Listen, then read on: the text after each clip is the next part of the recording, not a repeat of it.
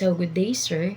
So I am Christine Ostan, a BS Cream 3E student. So I am the first reporter in our group. I am going to discuss about special crime investigations.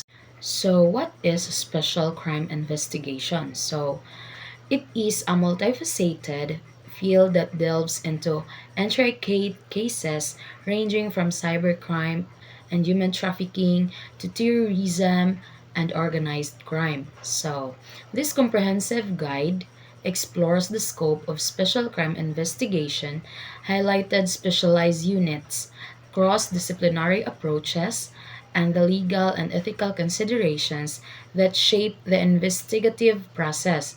So, through detailed case studies and group discussions, this document aims to equip law enforcement professionals, criminology students like us, and researchers with the knowledge and insights necessary to navigate the complexities of special crime investigation effectively. And then in special crime investigation, there is a scope. So, special crime investigation encompasses a diverse range of cases that often transcend traditional crime boundaries. These investigations may involve highly sophisticated criminal organizations, emerging technologies, and intricate legal frameworks. Specialized units within the law enforcement agencies such as cybercrime task forces, human trafficking units, and counterterrorism squads. These are the forefront of these investigations, utilizing advanced techniques and multidisciplinary expertise to unravel the complexities of these cases. Then next will be the categorizing of special crimes, and it will be discussed by my co-reporters. I am Christine Jane M. Gomez and I will be discuss about categorizing special crimes. So first is cybercrime. So cybercrimes involves the use of digital technologies to perpetrate illegal activities such as fraud, data breaches, and malware attacks.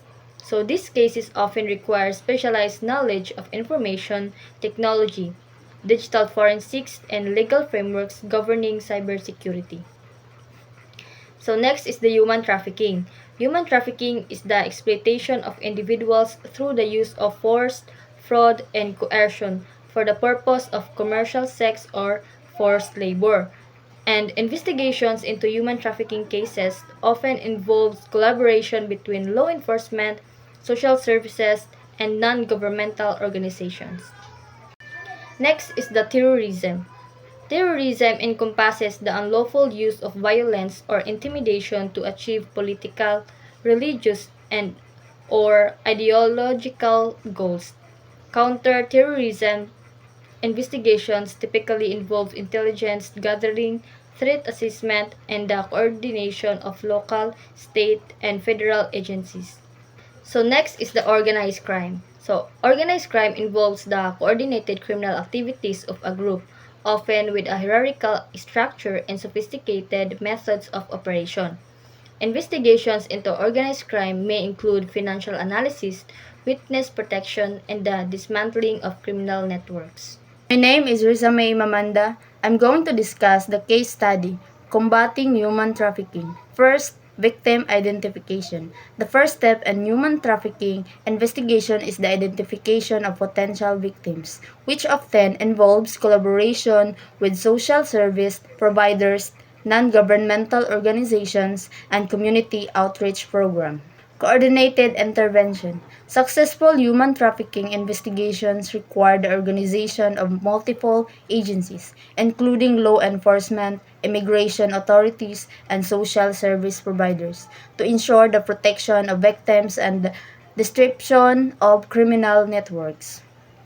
Intelligence gathering. And investigators gathered intelligence from a variety of sources, including law enforcement database, financial records, and witness testimonies to uncover the complex networks and patterns associated with human trafficking operations. Intelligence gathering. Counterterrorism investigations rely heavily on intelligence gathering, including the monitoring of online activities, the analysis of financial transactions, and the cultivations of informants within terrorist organization. Threat assessment. Investigators assess the credibility and severity of potential terrorist threats using a range of analytical tools and techniques to prioritize cases and allocate resources effectively. And I am Mercy A. Bagonggong and I will continue the discussion. Preventive action. Counterterrorism efforts often focus on preventive measures such as the disruption of terrorist plots, the seizures of assets, and the dismantling of the recruitment and financing networks to mitigate the risk of attacks. The next is financial analysis. Investigations into organized crime often rely heavily on financial analysis, including the tracing of illicit funds, the identification of money laundering schemes, and the seizures of assets to disrupt criminal operations. Next, network dismantling. Organized crime groups typically operate through complex networks and hierarchical structures. Investigators work to identify the dismantled these networks, targeting key players and disrupting the flow of information, resources, and criminal activities. Next, witness protection. Organized crime investigations often require the cooperation of witnesses who may be at risk of retaliation from criminal organizations. Effective witness protection programs are essential to ensuring the safety of these individuals and the integrity of the investigation. And the last one, interagency collaboration. Combating organized crime often requires the collaboration of multiple law enforcement agencies, both at the local and federal levels, as well as international cooperation to address the transnational nature of these criminal enterprises. So now, in conclusion, navigating the complexities of special crime investigation is a dynamic and evolving field that requires a multifaceted approach encompassing specialized expertise, cross-disciplinary collaboration, and a deep understanding of the legal and ethical considerations that shape analyzing case studies and discussing the intersection of investigative, legal, and ethical factors. This guide aims to equip law enforcement professionals, criminology students, and researchers with the knowledge and insights necessary to navigate the complexities of this critical area of law enforcement. Ingay sa traffic, magulong kapaligiran, siyo ng ating